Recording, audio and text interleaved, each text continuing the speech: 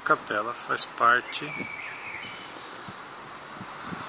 desse local que já foi local de formação católica. Neste local esteve prestando serviço nada mais, nada menos do que o ex-papa Bento XVI. Vemos aqui um quadro logo à entrada, e aqui agora uma visão do interior da capela, objetos e pedidos e agradecimentos a graças recebidas nessa capela dedicada a Maria, onde as pessoas vêm para fazer sua oração.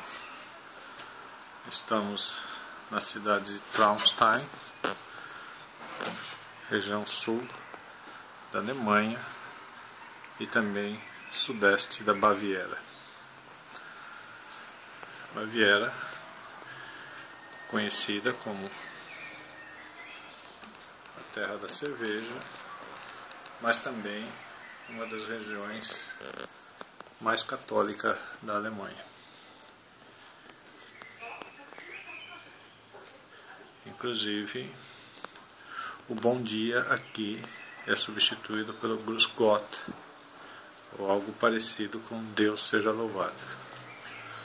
Temos Padre Pio, dentre outros.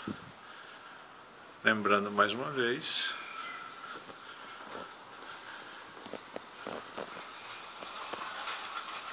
que neste local, neste seminário, um antigo seminário, no início de seu apostolado, no início de sua vida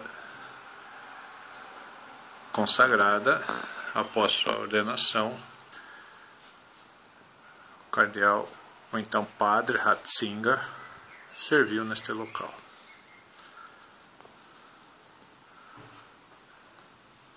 E aqui com vocês, Maria.